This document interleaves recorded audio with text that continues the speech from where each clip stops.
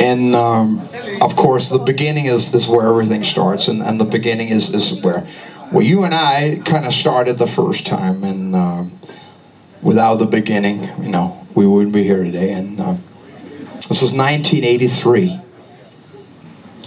I'd come to New York City from Denmark, and actually, the band might need to take a beer. It could take a while. This is one of those stories that makes a Bruce Springsteen album seem like a short movie.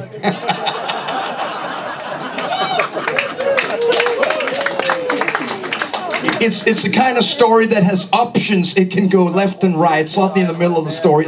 I'm just going to take the right turn in this one. Change it a little. The name of the characters and stuff like that.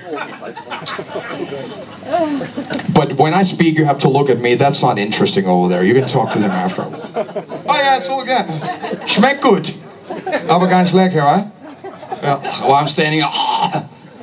Anyway, come to New York to play rock and roll with my band from Denmark, which basically just is unknown for now. And one night in Brooklyn, New York, it's November of 1983.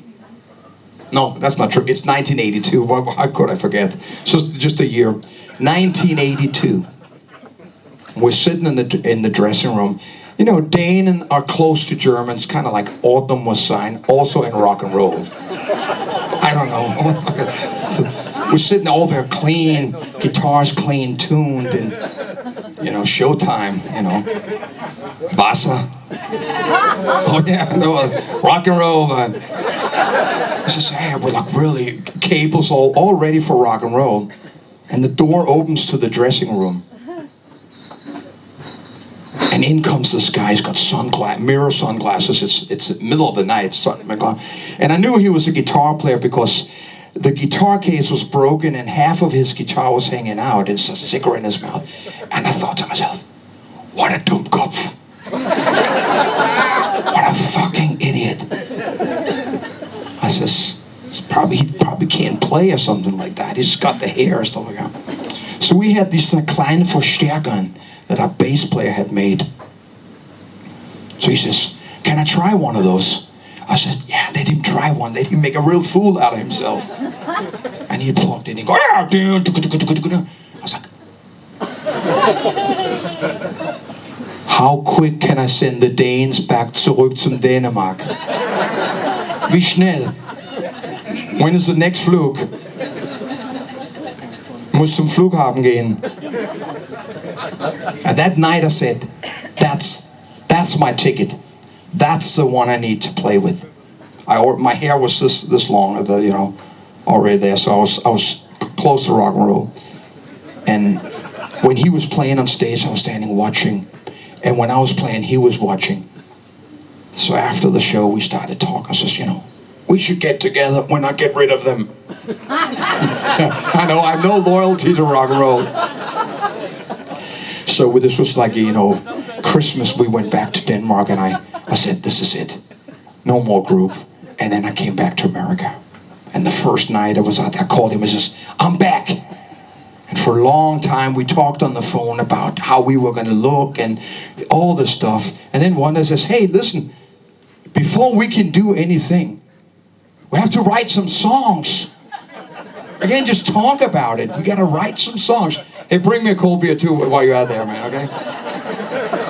I can't do everything. Remember in the old days, I'd just go change my jacket whenever I felt like it. But anyway, so I says, tonight you're coming over to the house where I was staying. I says, man, my car is empty for gas. I have to ask my mutti for $20. Those are the most important $20 in my life. And I'll tell you, the story will answer that. $20, $20. I says, can you borrow it from your mom? She says, yes, but when I come home, I have to pay her back. I says, I'll find it. I didn't have money, but at least I had a reason. I was from Denmark. I didn't have a family. I didn't have anything and stuff like that. So anyway, he came over and we sat down with two guitars. And he started playing a lot. I says, that sounds too much like Manowar. And then I started playing some stuff and singing a little. He says, that sounds like John Denver.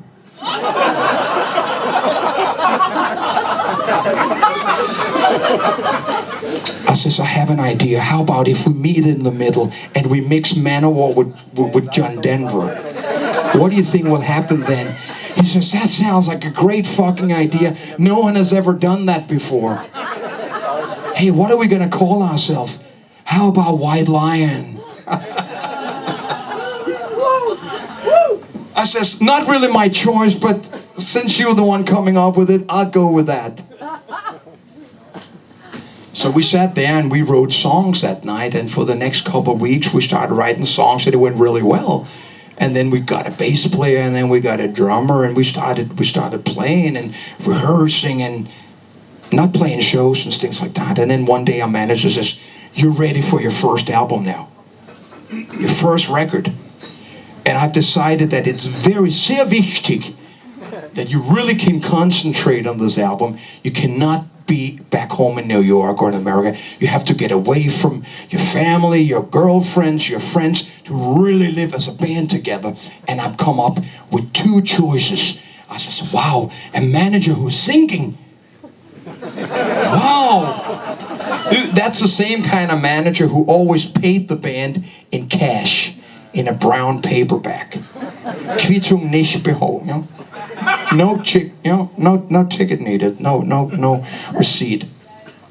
He says, Nummer eins, you guys can go to the Bahamas, where AC/DC recorded Back in Black and Iron Maiden, Number of the Beast. It's two albums that are forgotten, but and the guy says, fucking yeah, man. And I says, Bahamas, who the fuck wants to go to Bahamas?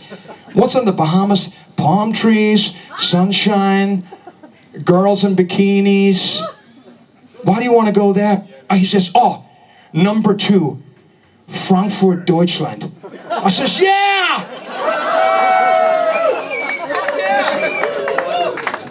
And then the guy said, you know, the truth, please.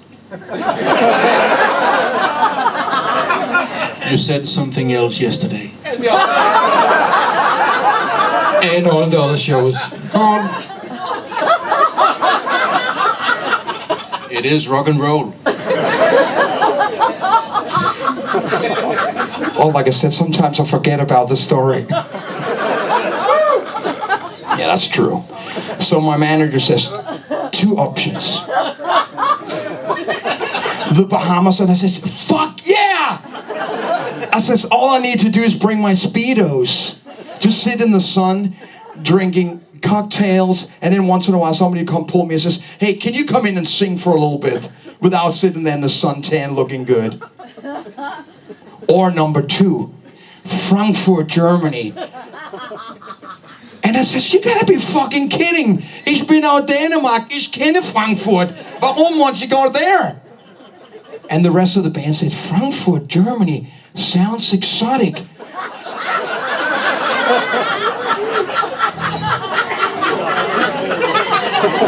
Das ist 84.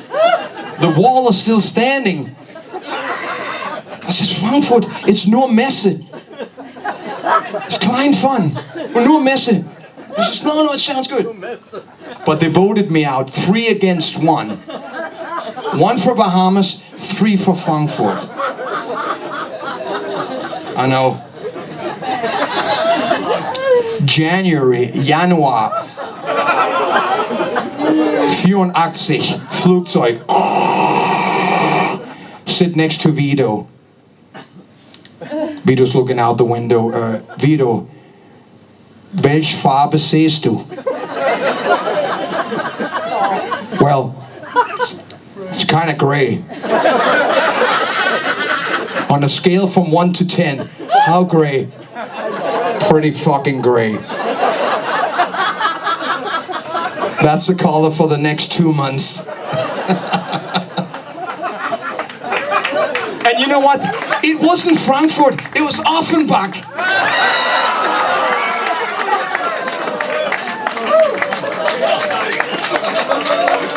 I know, it's like, it's not even Frankfurt, it's Offenbach. 84. It's like someone, years ago, somebody said, "You're playing Rome." I never saw Rome, we were playing outside Rome.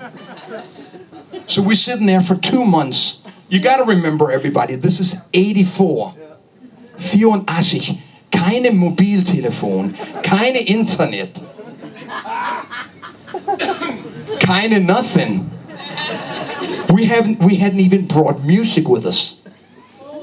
I know, it's like totally unplanned. So I look in my suitcase, find one cassette tape.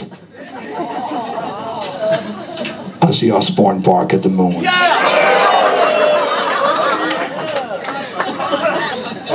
For 2 months.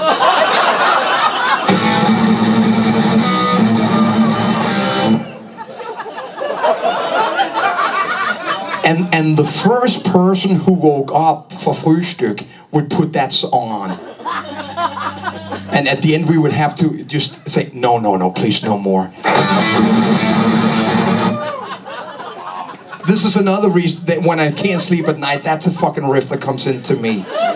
And this is one for you guys who understand Fight to Survive. Besides the album cover, it's not a glam album, it's a very angry album. It basically says, Hilfe, Hilfe, let me out.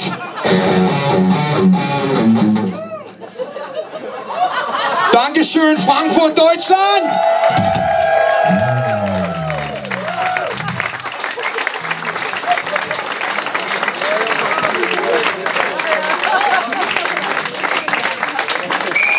And the song is, of course, Broken Heart.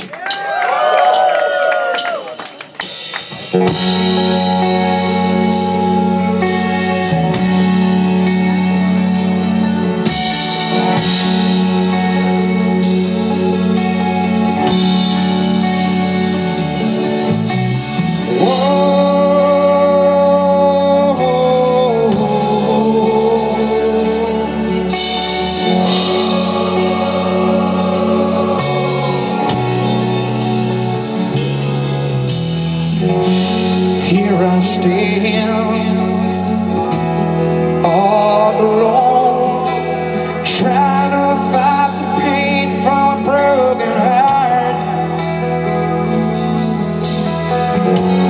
Why she left me, and I don't know. It really doesn't matter anymore.